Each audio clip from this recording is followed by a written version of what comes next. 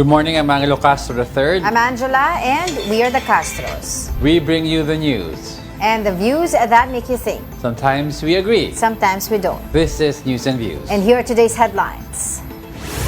The Senate Blue Ribbon Committee will resume its probe today into alleged anomalies in flood control projects. Vince Dizon has been appointed as the new Public Works Secretary following the resignation of Manuel Bonoan. Several parts of Metro Manila and other areas were flooded over the weekend due to rains triggered by LPA and Habagat. Mayor Benjamin Magalong says he is ready to launch lifestyle checks on city officials in Baguio. All right, first in the news, the Senate Blue Ribbon Committee has resumed its probe into the alleged anomalies in flood control projects. Today, senators are expected to grill several contractors who earlier skipped the investigation. Let's now listen in. In more than 200 meters of revetment were not built. St. Timothy's pickup license was also renewed 2025 to 2027. So, Engineer Takay, what is the basis for the renewal despite the issues in their previous projects? Sir? Mr. Chair? Engineer Takay, can you not answer? You're the chairman. Bakit itong executive director ang pinasasagot niyo na pinasasagot? Yeah, the blacklist that was issued by the DPWH, Your Honor, has certain time limitations. So, once a notice that the project has been completed, then the blacklist is lifted. And PICAB actually limit of responsibility is we can only institute disciplinary action upon a complaint or a verified violation. Ibig sabihin, pag walang nagko-complain, sige lang na sige. Mr. Chair. That is the limit of our responsibility, Your Honor. The IRR, Section 4.2 states that disqualification under letter CA, involvement in any construction, malperformance of grave consequence, PICAB under this section, hindi sila, are they not disqualified for renewal? The blacklist, Your Honor, is issued by the DPWH. If the blacklist is lifted by the implementing agency, then their licenses can be renewed. However, we also have another mechanism that if there is a verified complaint or complaint from the LGUs or from the implementing agency, then we hear the case and then apply the penalties that are commensurate to the offenses that are being committed. For example, Your Honor, the DOLE reports to us a lot of infractions that are committed by contractors, such as unlicensed contractors implementing construction work, unsafe practices resulting in the death of people in the workplace, and we act upon that immediately. In fact, Your Honor, we submitted, upon the request of the BIR, we submitted last July 25 our transmittal regarding the request for the documents of the construction group of Discaya, because if and when the Bureau finds out that their papers are not actually compatible to the papers that are submitted at the PICAB, then we will suspend or revoke all of their licenses automatically, because there is now complaint. And we have communicated with the Bureau. In fact, I have met with Commissioner Lumagio once, and we have responded to their letter. And along with our letter, we have submitted reams of documents for the Bureau to review, Your Honor. Mr. Chair, Mr. may Chair, I with interject? Wait, before, permission of the Minority Leader. Before we proceed, let me acknowledge first the presence of our majority leader. A quick question, Commissioner. Yung imposition ng suspension is Section 99 ng RA 12009. Blacklisting is under Section 100, correct? Pareho namang nalilift ang suspension and blacklisting. There's no problem there because it's in the law. I think the trajectory of the Senator Soto's question, kung paano natin madidisiplina. Why don't you, for example, resort to Section 101 of the same Republic Act? Kasi dito sinasabi niya, imposition of blacklisting with perpetual disqualification. I believe kung ang pinag-uusapan ay ghost projects. Kasi makikita mo pagka blacklisting and perpetual disqualification, dapat recidivist na siya, ulit-ulit na siya, 3 or more. Kapag ka ghost projects ang pinag-uusapan, I think this is 10 times over. Halimbawa, nakalagay dito sa blacklisting, corrupt, fraudulent, collusive, and coercive practices. Katulad ng ghost, drawing up or using forged documents. Ghost projects. Hindi po pwedeng mag-apply yung Section 101 but there is a perpetual disqualification of this. You have to look into this. Yun siguro ang gusto mong puntuan, Yes, Senator, di ba? Yes, sir. Mr. Chairman, thank you, And sir. then I think we have to put a limit muna, sir. Kasi medyo gusto nang magtanong Sige. yung iba. Sige, Makakabalik ka naman, boss. I'll try to wind up for a while. No? Yes. Marami pa po akong tanong eh. My point here is that I want to amend the law creating the PICAB. Kailangan lagyan ng mas matinding power, mas maraming koordinasyon at coordinate sa DPWH, hindi lang sa DTI. So my line of questioning is towards that. Kung ano mga naging performance nyo o ginagawa ninyo, paano kayo paano yung dinidisqualify, paano yung license ninyo. I heard you have 45,000 accredited contractors nationwide. Mambigat eh. At tapos, ang sabi ninyo, maliit na kumpanya kayo. Maliit na agency lang kayo. Tatatlo yung board member nyo. Yung 2 board member mo, are you aware that they are contractors also? Engineer Dakay? Yes, Your Honor. I am aware. In fact, EGB has actually filed a voluntary leave of absence the day after their name appeared on the list of the So when they were appointed by whoever, President Duterte or President Marcos, because I know for a fact you were appointed by President Duterte originally, di ba? We'll give you more time, Senator Soto, para yung iba gustong magtanong. Sige. Let me just re-emphasize, lahat po dapat makapagtanong, but ilimit muna natin sa first 5 minutes. Pagkatapos pag may time tayo, balikan po natin ang bawat isa. Senator Tulfo. Thank you, Mr. Chair. For PICAB, kay Engineer Dakay, alam nyo, Engineer Dakay, kung gugustuhin, may pamamaraan. It says in Section 29, Republic Act number 4566, pwede po kayo mag-imbestiga at gumawa po ng aksyon, suspension, revocation of license, kung meron po mga report. Tama po? Yes, Your Honor. All right. So, nasa inyong kamay kung pwede nyong i-revoke. Hindi po ba kayo nag-iimbestiga na maaring yung ilang mga tao ninyo ay naareglo at nababayaran kaya bigay na lang na lisensya? Take the case po dito sa Diskaya. 3 na po ang kumpanya, isa lang may-ari. Pag na-blacklisted, apply. So, ibig sabihin po ba, kung may kumpanya ako, mabablacklist, gagamit lang ako ng ibang pangalan, mag-a-apply ako, pwede na naman. And then I can apply again, same project or same agency, kahit na na-blacklist ako ng DPWH. Ganun po ba? You tell me. No, Your Honor. PICAB is also a quasi-judicial body. And we do a lot of investigations, and we also resolve a lot of cases. Investigation siguro sa mga maliliit. Pero kapag mga malalaki na kagaya nito, wala ho kami naririnig.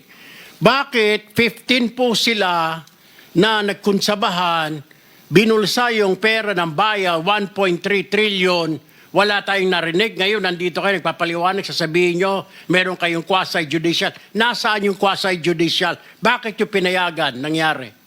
2022 hanggang 2025, 3 years, engineer. Wala kayong ginawa, hindi nyo kinansela yan. Isang kumpanya, tatlo pa.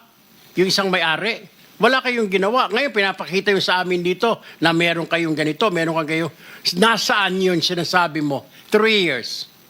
I understand very well your concerns, Your Honor, and I appreciate that very much. However, PCAB does not play any part in the implementation of the project. I'm not saying part of the implementation. Yung pag-apply lang at engineer ng license. Kasi pag na-blacklist yung... Ganun naman ho, hindi nyo ba alam na ganun ang kalakaran ngayon? Or you don't have any idea? Na pag na-blacklist itong kumpanya na ito, gagamit ng ibang kumpanya o magbubukas ng ibang kumpanya. Alam niyo ba yun? Hindi. You know that, right? We hear that every now and then, Your Honor. You hear that, but you don't investigate. Na pag na-blacklist ng DPWH o ng kung anong ehensya, papalit ng pangalan or tatayo ng pangalan para makapasok ulit. Actually, Your Honor, when a company is blacklisted by any government agency, then we actually suspend their licenses. Well, hindi ko maintindihan na engineer, wala naman po na suspend sa 15 na yan eh, di po ba? Wala ho kayo, hindi ko alam kung nagtatanga-tangahan kayo, hindi nyo alam trabaho, o natapalan lahat ng mga mata ninyo ng salapi, kaya ho ganon. Balikan kita mamaya, Mr. Chair. I'd like to go to direct this question to Ms. Zara Diskaya. So ma'am, nung mablacklist po isang kumpanya nyo, ganun po ba ang SOP ninyo? Magtayo na lang ng ibang kumpanya para makasali, kaya dumami ang kumpanya nyo? Or kaya kayo nag-apply ng mga lisensya dito sa PCAB ay para may maparentahan po kayo na mga lisensya po ninyo? Kasi napakadami po, Ms. Diskaya, yung inyong proyekto kung saan-saan na, daig nyo pa yung gobyerno. Imposible naman ho, yung equipment nyo rito, may equipment kayo dito, napakadami yung equipment. Tama po yung sinasabi ni Senator Tito Soto na sa isang lugar, napakadami yung equipment, sa iba't ibang lugar. So, ano ang purpose na napakaraming kumpanya? What is that? Sir po, yung ibang companies po, we've divested from those companies. So, I am directly lang with Alpha and Omega. Vested. Interjection, Mr. Chair, with the permission of Senator Erwin. Go ahead. Go ahead. Salamat, Mr. Chair at Senator Erwin. Actually, when my time comes to question, ma'am, Ms. Diskaya, hindi lang po isa, hindi lang po tatlong kumpanya tulad ng sinabi ni Senator Erwin. 9 na kumpanya ang ipapakonfirm ko sa inyo na actually, kayo at kayo pa rin po, kayo pa rin po ang may-ari. Salamat po, Senator Erwin, Mr. Chair. Maraming salamat, Mr. Chair. Can I go to the Commission on Audit now, Mr. Chair, if they're here? Before that, I think you need to also pursue that initial question you had with PCAB. Kasi we heard that PCAB, upon the direction of the President of the Philippines in connection with the identified 15 contractors in anomalous flood control projects, it triggered an investigation from your office. And I believe somebody told me that you communicated directly with the DPWH to be able to pursue investigation insofar as the 15 contractors are concerned. Did you not coordinate with the DPWH? And if you did, what was the coordination and what was the response made by the DPWH, if any? Thank you, Your Honor. Actually, on August 18, our Executive Director, Attorney Matienzo, formally wrote to DPWH Secretary Bonoan requesting information on all infrastructure projects awarded to the 15 contractors that have been identified as having the most flood control projects nationwide. So we sought in our letter a list of all the projects awarded to these contractors, the status of project implementation, the findings from the... You were referring to the 15 contractor subject matter of this Yes, inquiry. Your Honor. What was the reply by the DPWH, if any? To this day, Your Honor, we haven't received any reply. However, we issued summons to the contractors, and we have been doing our own hearings, and we ask them or require them to file a verified answer within 10 days from the receipt. Wait, you wrote the DPWH on August 18, Yes, and you Your did Honor. not receive any reply. You're No. seated beside the secretary of the DPWH. Did you ever ask him why no reply was ever given to your letter? Well, Your Honor, in the interest of public service and expediency, we just went ahead with our investigation and summoned the 15 contractors. Not only the 15 contractors, but the other contractors that were mentioned by the President in But subsequent... the information you were asking from the DPWH, I believe, are essential information. How can you conduct your investigation without waiting for the information that you sought in the first place? At least, Your Honor, we did the preliminary hearings. There is a jump start to all of the hearings for the... Okay, Senator Tulfo, proceed, please. Mr. Chair, pinapaikot-ikot lang ho tayo nitong pick-up. Alam nyo, engineer, sinasabi ko ho kanina, yung sinasabi nyo, pinapatagal nyo, pinapaligoy-ligoy ninyo itong proseso na ito, pagtatanong, jumpstart yung mga sinasabi ninyo, DPWH umiiling, sinasabi na parang hindi pa nila natatanggap, and then suddenly you're telling us na gumawa na kayo ng aksyon? Is this correct? What I heard, you started communicating with the 15 contractors? Actually, the day after the President mentioned the 15 contractors, we actually summoned the 15 contractors for investigation. Okay. So, ongoing investigation. Yes, Your Honor. Anong siglo natin malalaman ang resulta ng investigation nyo? Kasi pag ang gobyerno ang nag-imbestiga, taon na binibilang. Baka retired na kami lahat dito, nandiyan pa kayo nag-imbestiga. When do we expect the result of that investigation? Okay, Your Honor, for starters, we have preventively suspended their ARCC for flood control. So that means that they cannot bid for any subsequent flood control projects. Hindi naman nila kailangan po magbidding dahil na kumita na ito mga ito eh. Yun lang ho, yung they cannot subsequent flood control projects, di na sila pwede magbidding. Dapat to, suspindihin nyo na ho lahat yan eh. Mismo ang Pangulo nagsabi, deficient yung kanilang mga proyekto, substandard, ghost project, ganun lang. Next flood control project pa sila suspendido. Ngayon hindi sila tanggalan ng lisensya. Kailan ho natin maririnig, engineer, na suspendido ang mga lisensya nila o kumpiskado ng mga lisensya nila? When will we hear that? Your Honor, we are seriously investigating and conducting the hearings at PCAB, Your Honor. And Do you have a time frame for that, Mr. Chair? Yes, Mr. Chair, because we have to also realize and recognize that the contractors are also represented by counsel. Kasi ang totoo niyan, hindi importante sa amin yung suspension or blacklisting. Ultimately, revocation ang pinag-uusapan dito eh. Kasi seryoso po ito eh. I would request my colleagues to also put in perspective ang hinahanap po natin nung dito yung mga ghost projects. So gusto ko pong marinig po yung mga tanong ninyo. Hanapin po natin sa DPWH. Kasi importante po ito, kailangan nating ilagay muna sa umpisa. Bakit po yung ipinangako ng mga ghost projects na dapat sana ito yung ating sinusubaybayan ngayon, kagaya po ng aking opening statement. Ang iniintay po namin na hindi bababa sa 50 ghost projects. Sa listahan po namin, meron na po kami. Kaya lang, kagaya na sinabi namin, 2 lang po ang formally na inadmit ng DPWH na ghost projects. Kaya po nakaka-disappoint. Maybe... Yes, Mr. Chair. I will just reserve some of my questions later to give way to the other senators here. But I have only one last question, Mr. Chair, for Mrs. Diskaya. Ma'am, sinabi ho ninyo, nag-divest na po kayo. Ano yung sabihin ng divest? What do you mean by that? We are no longer part of those companies. Okay. Kung hindi na po kayo part of those companies, how come you're still the chief operating officer, pati ang asawa mo sa ilang construction companies na ito? Hindi po ako COO ng mga companies po. Ma'am, you're under oath. Don't forget.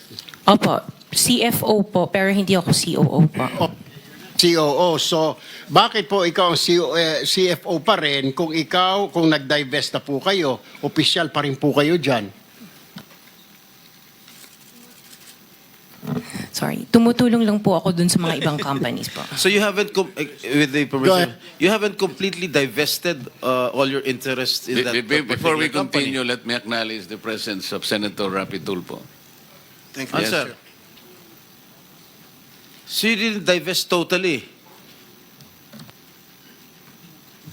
You're still the CFO according to you. According to you. Opo, pero hindi po ako nagmamanage po ng mga companies na yon. Wala na po ako. Wala po ako dun sa ano. Sorry. Naintindihan po niyo yung divestment. Kanino niyo po i-divest? Kasi po pag nag-divest kayo, there is somebody, doon niyo po isasalin yung pong inyong interest sa isang company. Kanino po nasalin? Nung mag-divest kayo, sino yung taong doon niyo i-divest po ang inyong interest sa korporasyon? Katulad sa St. Timothy, kay Maria Roma ko binigay po yung aking Sino siya? shares. Kamag-anak mo? She's the niece of my husband. Kamag-anak mo pa rin. Kayo pa rin. Kayo pa rin yan. Correct? Anyway, can I give my opening statement Okay. before I... Go ahead. I'll just my next round of questions later para to give way to our pro tempore. Ikaw na. Mr. Chair. Thank you, Mr. Chair. Before that, marami nagre-request kasi I lost track of those contractors present here today. Comsec, can you please mention who are those contractors present here today? Merong wawaw dyan.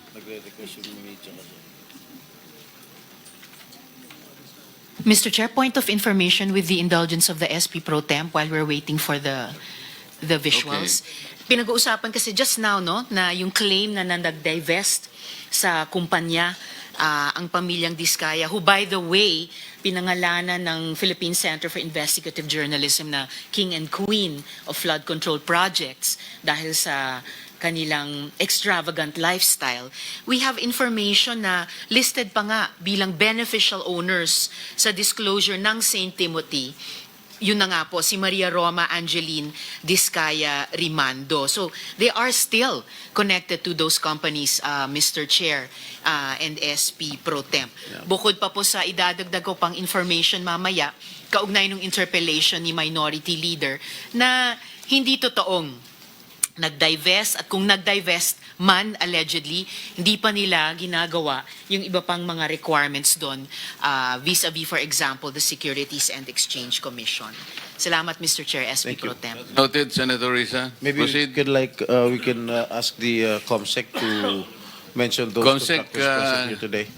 Can you repeat the names of the listed contractors present today? Yes, Your Honor. Mr. Alex Abelido, President, Legacy Construction Corporation.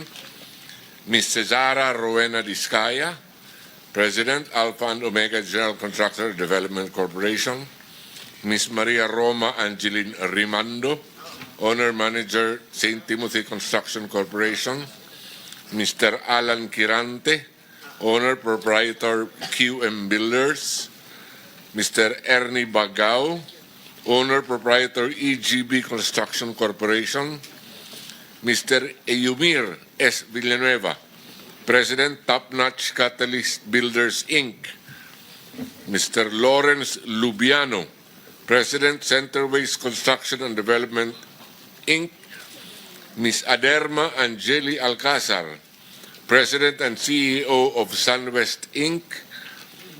Edgar S. Acosta, represented by Mr. Edsel Marbella, Mr. Wilfredo Natividad, owner, general manager, 888 Construction and Supply, Inc., Mr. Romeo Miranda, President, AMO Royal Crown Monarch Construction and Supplies Corporation, Mr. Alan Arevalo, General Manager, Wawaw Builders, Ms. Marjorie Samidan, President, MG Samidan Construction, Mr. Luisito Tiki, President, LR Tiki Builders, Inc., Mr.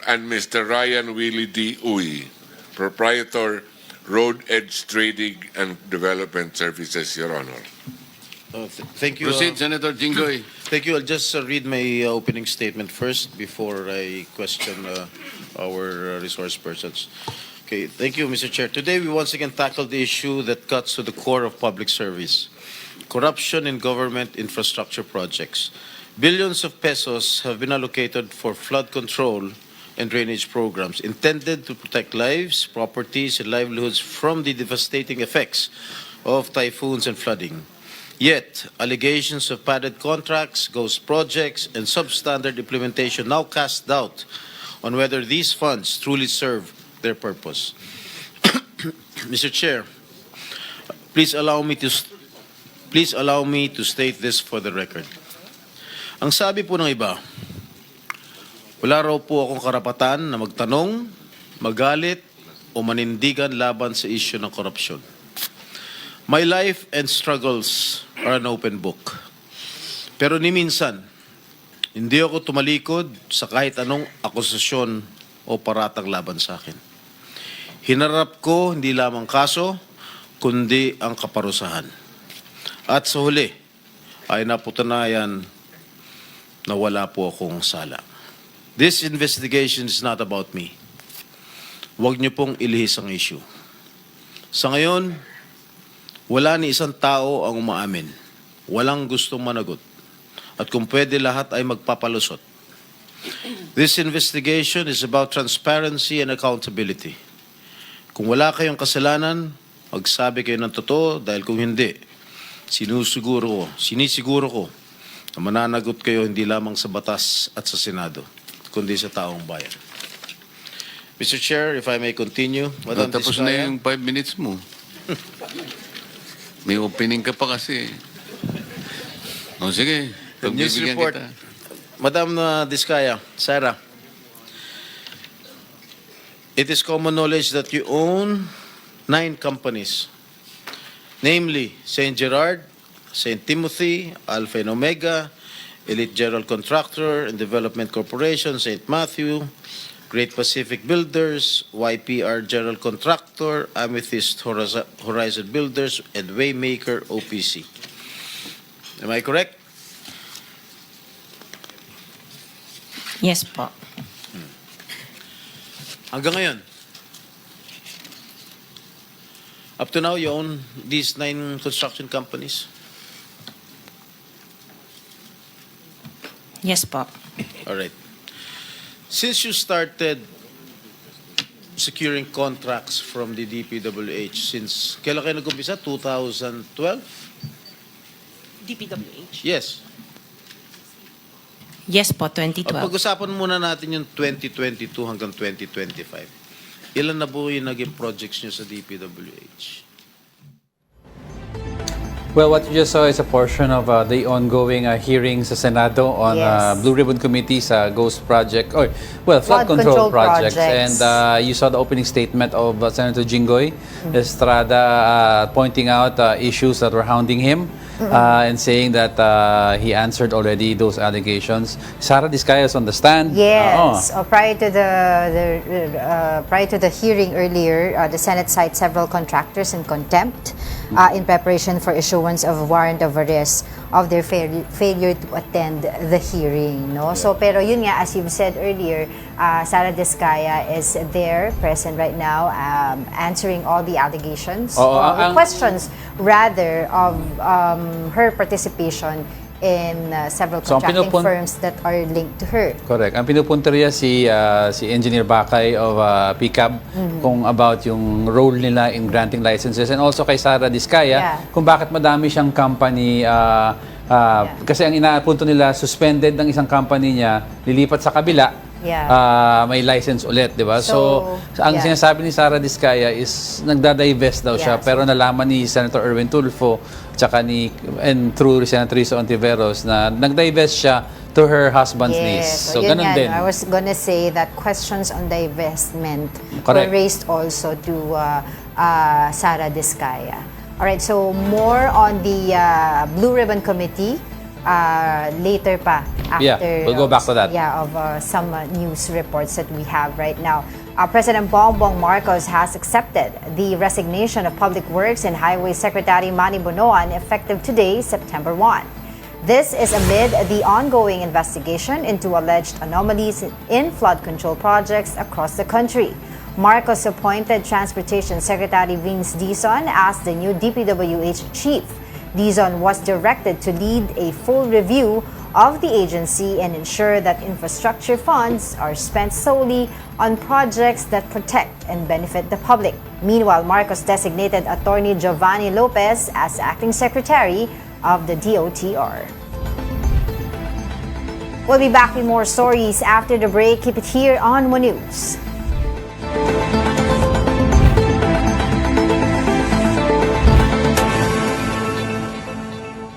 I joined the bidding.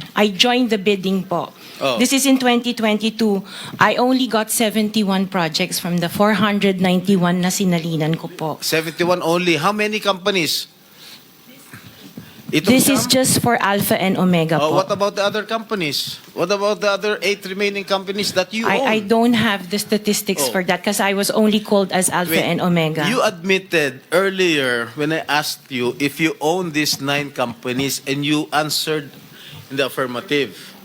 Right now I'm asking you kung ilan yung 71 flood control projects na napanalunan ninyo. Now you're only speaking in behalf of Alpha Phi Omega.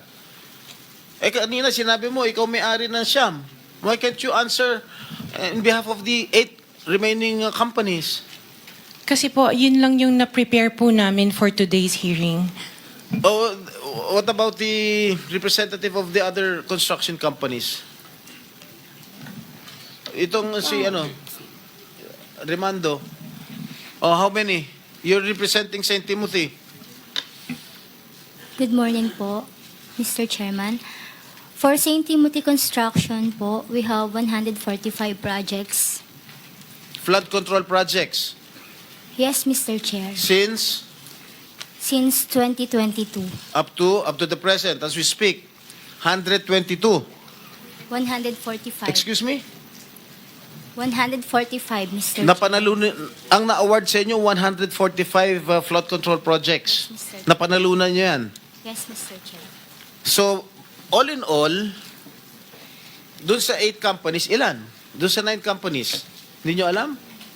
Out of the 400, maybe, who can answer my question from the DPWH? Maybe they have the records there. Mr. Chair, with the Just indulgence for of the the SP record. Pro Temp, Yeah. Yes, Senator Risa. kaugnay nung pagtatanong ni SP Pro Temp sa ngayon, gusto kong makapag-flash ng screenshot po nung siyam na calling cards, nung siyam na kumpanyang iyon. Calling card po ni Mr. Curly Diskaya, na asawa po ni Ms. Diskaya. So, mag-asawa po, dapat alam po nila in greater detail itong mga kumpanyang ito. Ito po, Mr. Chair, SP Pro Temp. Siyam na calling cards nung siyam na kumpanya, lahat sa pangalan ni Pacifico o Curly Diskaya. So dapat po mas alam po both ni Ms. Sara Diskaya at Ms. Roma Diskaya Rimando ang mga detalye na tinatanong ni SP Pro Temp. Salamat, Mr. Chair at SP Pro Thank you, Temp. Senator Risa. Okay, for the record, yung may-ari ng St. Gerard Construction, nandun yung pangalan ng asawa mo, Pacifico Diskaya. Okay? Doon sa St. Timothy, sino may-ari ng St. Timothy? Ikaw si Remando, no? kamag-anak mo si Diskaya, correct? Sabi mo, pamangkin mo. Tama? And who is this Maritoni Miligrito, the owner of Elite, general contractor? Who is this? Answer. Pinsan ko po, Mr. Chair. From the left pocket to the right pocket. St. Matthew. Nandito yung asawa mo, Pacifico Diskaya. Great Pacific. Oh, ikaw, nandyan ang pangalan mo, oh. Si Sarah Rowena Diskaya. Kaya hindi mo mapapagkaila eh. YPR General Contractor. Nandito rin ang pangalan mo. Miss Sarah, alam mo, huwag ka magsisinungaling, ha? Right, that was the ongoing Blue Ribbon Committee. Yes, and on the grill is Yes, yung the, Sara Diskaya and her companies. Right, that is the motu proprio investigation of the Senate Blue Ribbon Committee on the anomalous flood control projects. All right, so we will get more of that later in the program. But meanwhile, Pag-asa continues to monitor a low pressure area inside the Philippine Area of Responsibility or PAR. It was last spotted 570 kilometers east-northeast of Virac, Catanduanes, or 695 kilometers east of Daet, Camarines Norte, and has a low chance of developing into a tropical depression within the next 24 hours. Meanwhile, the southwest monsoon is also affecting parts of the country. Metro Manila, Visayas, Mimaropa, Central Luzon, Calabarzon, the Zamboanga Peninsula, Northern Mindanao, and Caraga may experience scattered rains and thunderstorms. Mayor Benjamin Magalong says he's ready to implement lifestyle checks for city officials in Baguio. Now let's take a look at the report. As allegations of corruption in flood control projects continue to surface, the lavish lifestyles of some politicians, contractors, and even their relatives are now under question. This is why anti-corruption advocate Mayor Benjamin Magalong is supporting lifestyle checks for public officials. He says he is ready to start this in Baguio City. Pwede yan. Kung gusto nila, magkaroon kami ng lifestyle check dito, okay yun. Open kami dyan. Di ba, nagpirma na nga ako ng waiver no na you can verify my properties. Doon pala, makikita mo na. Magalong also pointed out that netizens exposing politicians and contractors on social media can be a big help. Isa yan sa mga sources of information. Those are leads, magandang leads yan. Diyan sa social media, marami ka nang mamimina dyan. Meanwhile, just last week, later Representative Richard Gomez made headlines after posting the names and numbers of several reporters. This came after he was asked to comment on his alleged involvement in a faulty flood control project in his district. But the lawmaker dismissed the issue as media spin. Mayor Magalong had this reminder for his fellow public servants. Bakit sila magagalit kung wala naman silang kasalanan? Bakit sila nagagalit sa media? Dapat ang media rito, yung alay natin dito eh. On September 2, Congress will open its hearing on the flood control scandal. Magalong says he is ready to serve as a resource person and to name the officials involved. Don't go away because we're not done yet. Please stay with us.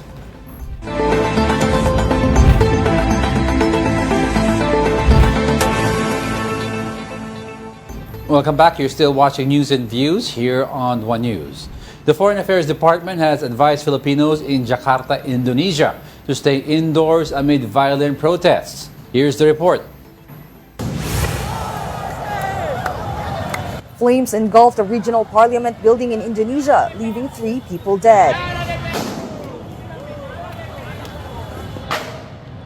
Nearby, several parked vehicles were also set ablaze.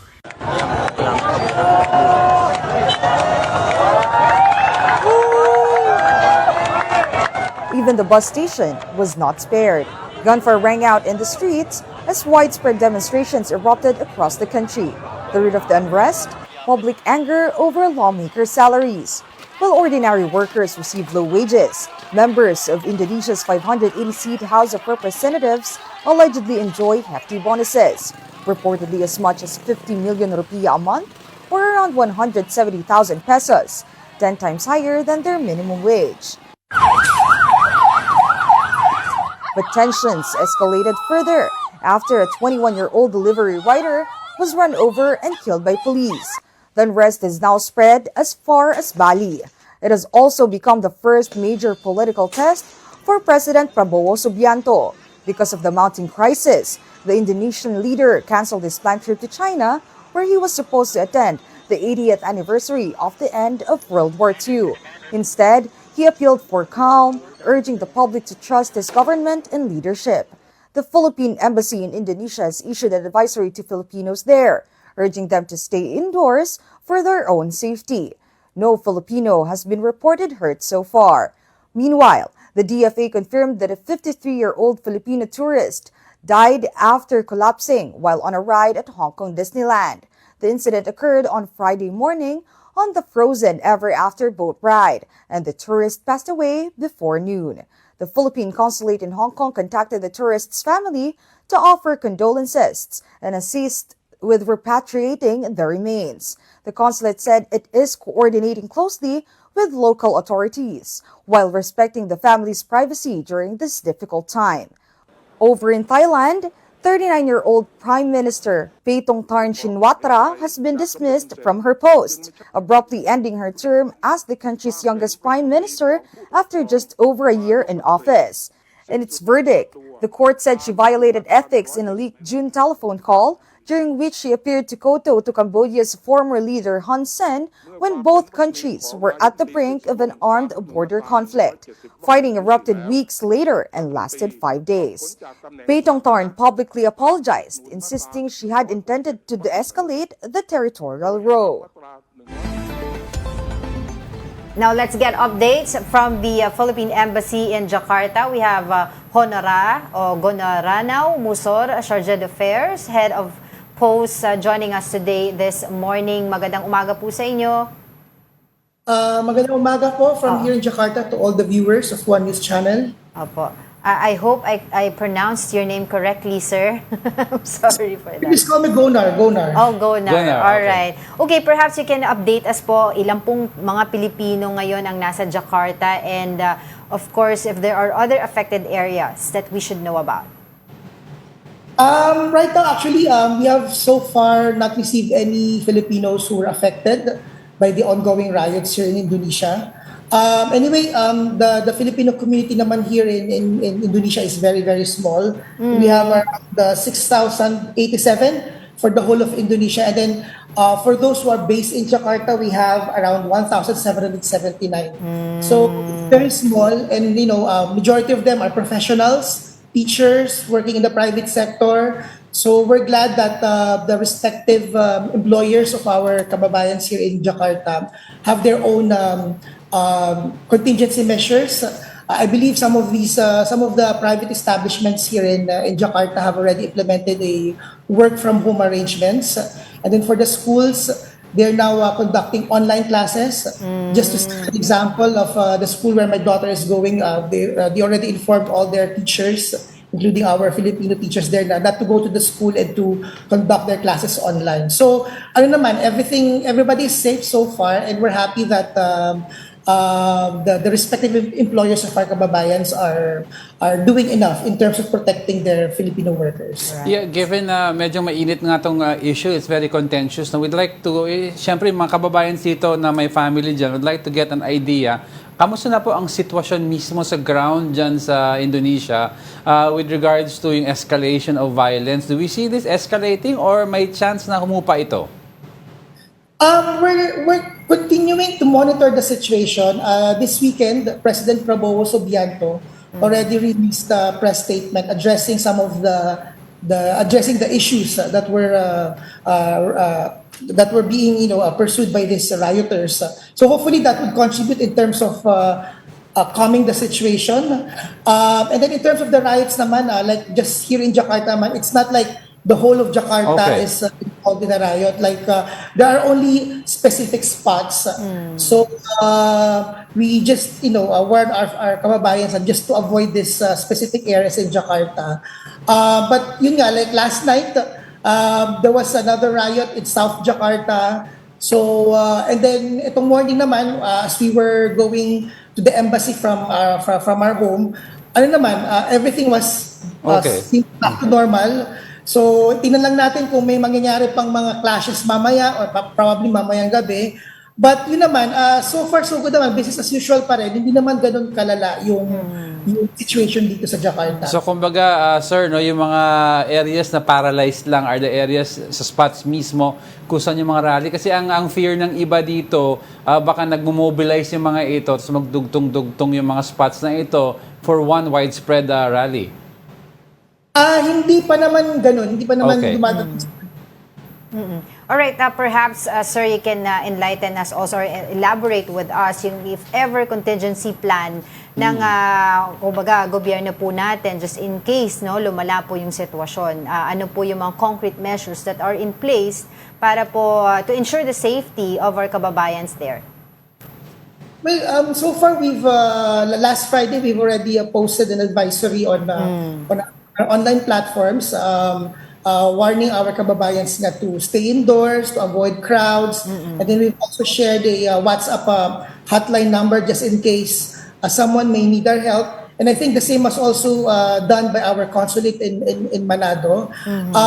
Then we are constantly in touch with the Filipino community here. As I said, since the community is very small, so it's very manageable. I don't think it would pose logistical problems for us if in case it gets to the level wherein we would need to implement some emergency procedures. But hopefully, we're monitoring and so far naman, hindi pa naman ganun kalala. Right. Well, Are you also, sir, monitoring Filipino tourists? Are they accounted for? Right now, wala pa naman kaming nare-receive din ng mga tourists. Although, may isa nga na nag-inquire, sinabi nga, they were saying, asking if itutuloy pa rin ba yung trip nila to Jakarta. Sinabi ko na technically wala pa namang travel alert status. So technically, no one is preventing them from traveling to Indonesia. But yun nga, we gave them our contact information just in case something happens. Of course, we warn them about the situation here and that, to be on guard, to be on the lookout. So, ano pa naman kumbaga parang walang travel alert status. So, wala. prevent our kababayans from traveling to Indonesia. So on the ground, sir, pagka pumunta dyan yung mga Pilipino, makikita nila na may mga authorities on the street, tuloy-tuloy din ba yung mga protesta? What exactly is happening right now as we speak? Ang nangyayari actually, right now so far wala pa kami naririnig na news, but ang nangyayari is parang pabugso-bugso. So ngayon actually kalmado pa, and then siguro mamaya baka magagather na ulit sila. Right. So as I said ngayon, so far business as usual. Yung to the malls, sa streets, people are still, going about their usual routine. Right. And as I said, kung magkakaroon man ng mga riots, doon lang sa limited lang siya sa mga specific places. So it's not, kumbaga the Jakarta itself is not paralyzed by the riot so far. Well, thank you for that information. Maraming salamat po sa inyong oras. Gona Ranao Musor of Philippine Embassy in Jakarta. Magandang umaga po sa inyo. Now at this time, let's get more updates from DFA spokesperson Angie Escalona joining us via phone. Right? Magandang umaga po sa inyo.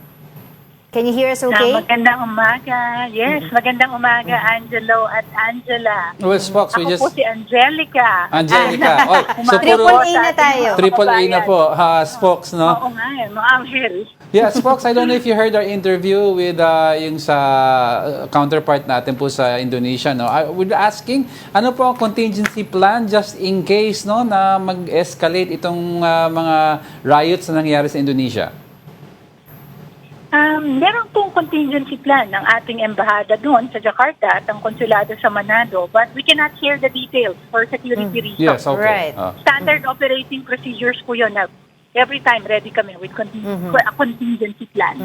As of this time po ba, wala naman pong mga Pilipino doon po sa Jakarta ang kumukontak po sa inyo para po repatriate dito, pabalik? Wala pa po Okay. as of this time. Alright, so ano na lang po siguro yung mensahe po ninyo sa mga Filipinos in Indonesia at saka dun po sa kanilang mga pamilya na of course, syempre, concern po sa nangyayari po doon.